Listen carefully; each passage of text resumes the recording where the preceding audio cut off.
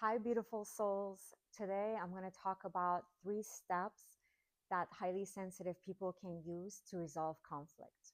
Highly sensitive people avoid conflict like a plague. And the reason they do that is because they process everything on a deep level and very thoroughly. So when someone raises their voice, it can be jarring to us. Or if we see tension in someone's body, maybe a clenched jaw, that we pick up on those subtleties that a lot of people may miss.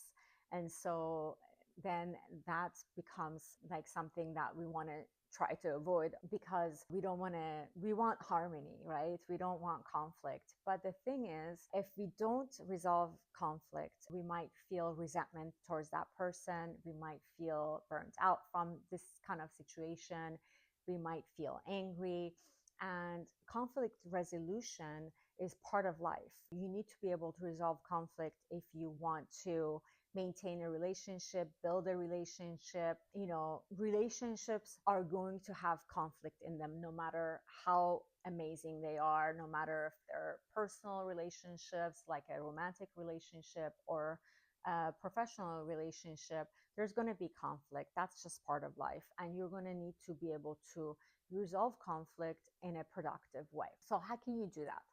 Number one is you want to regulate your nervous system. So if you feel like, okay, I'm tense, I can feel the tension in my body, or I feel like I'm emotional, well, maybe I'm going to cry, or maybe I'm going to be angry, or maybe there's another emotion that's coming up. If you feel these things, if you feel dysregulated, if you feel like you're in the fight or flight state, then take the time, pause, and regulate your nervous system before you engage in a conflict resolution conversation with someone. So if the person is in the room with you and you feel these emotions, you feel like your nervous system is dysregulated and you need to regulate yourself, all you need to do is just excuse yourself, say, hey, I really want to discuss this situation with you. I want to try to resolve it, but I need time to myself right now. I need to take a quick pause and I'll be back. So leave the room, go do whatever you need to regulate your nervous system. Maybe you need to do some deep breathing. Maybe you need to splash your face with cold water. Water is always very calming. Even drinking a glass of water can be a good way of regulating your nervous system. Whatever it is that you need to do in a quick way, 1 to 2 minutes, go do that and then come back to the person, come back to the room. If you don't do this, if you're going to have a conversation in a dysregulated state, then your logical brain is not going to work very well because it doesn't work well when we're in a fight or flight state. And most likely, you're going to be defensive. You're going to be too emotional. You're not going to be able to resolve the conflict in an effective and efficient fashion. So this is a step that you cannot skip.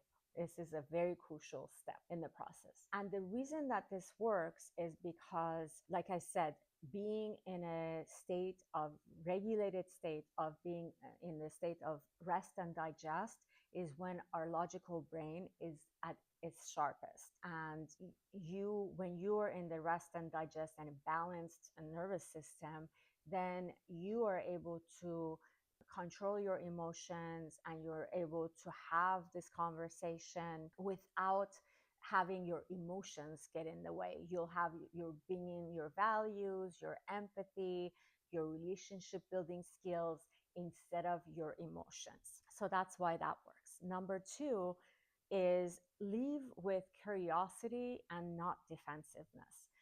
So, what happens if we're leading with our defensiveness and wanting to be right and wanting to share our side of the story first? What happens is that other person shuts down. They're not going to be open to what you have to say. They're going to be wanting to then talk about their situation, their perspective, and what is going on with them. So it's much better if you lead with curiosity. And what that looks like is, please tell me why this is so important to you. What aspect of this situation is the most important to you? Please help me understand your perspective on this situation. What is going on in your world with this situation. Try to really understand their side from what, like, for example, what can I do right now to make this right for you? Just try to understand it. You're not committing to doing that. You're trying to understand what the other person needs from you. Even simple questions like, what do you need from me right now, can be very, very impactful in resolving a conflict. And then just asking open ended questions. Make sure you don't ask yes or no questions, because yes or no questions is not going to get you anywhere, right? You want the person to open up and share with you in detail what's going on. So even when they're sharing with you, and if you don't understand what they're saying, ask for clarification, ask deeper questions. Ask, you're amazing at asking questions because you're a highly sensitive person and you already are processing information at a deep level, at a very thorough level. So you already have this gift that you're born with, right? So use it. Use it to understand the other person, understand where they're coming from. Why do they see this as a conflict? What do they need to resolve this conflict? What does resolution look like to them? These are all very important pieces of information that you need to gather from their side. Also, why this works is because then they're open, right? They're more open to, first of all, sharing with you, and second of all, they're more open to hearing your side of the story. They're going to want to then, after they've told you their side and you held space for them, they're going to want to hold space for you as well. They're going to want to hear your side of the story and understand where you're coming from and what's important to you. So it's going to be much more of a reciprocated situation, and more like, you're going to create a more of a win-win situation in the conflict resolution. And then number 3 is use gentle but clear boundaries. So boundaries are not about, putting up walls. It's not about being very strict and not flexible. It's about communicating to the other person what behaviors are okay and not okay with you, what you're able to tolerate and not tolerate.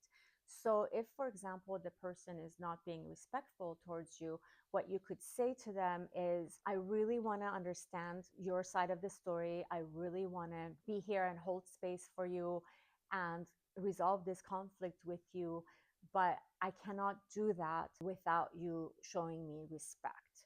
And, or, I really want to hear your side of the story. I want to understand what's bothering you. I want to understand what's important to you. I also want to resolve this conflict in a win-win fashion, but I feel bullied right now. So I need you to stop bullying me so that I can hold space for you. So, these are just a few examples. You get my drift. So just making sure that you communicate your boundaries clearly in a very calm fashion, and make sure that you set the tone of what you're willing to tolerate and not willing to tolerate. And then just be open to being calm and being having a balanced nervous system, having curiosity, seek to understand the other person and be present, listen to them when they're speaking, ask questions to clarify if you don't understand. Really seek to understand the other person and make sure you're understanding their side of the story. And then together, try to come up with a win-win situation for the both of you. And of course, make sure that you're doing that in a respectful way in both ways. So if they're crossing your boundaries, make sure that you let them know, and yeah, make sure that you feel like you're able to talk in a safe and respectful way. I hope you found this to be helpful. If you would like to work with me on a one-on-one session, I offer a 15-minute complimentary session, and the link is in the description. I hope you liked this video. I hope you found it useful. If you did, please like it, subscribe to my channel, and I'll see you in the next video.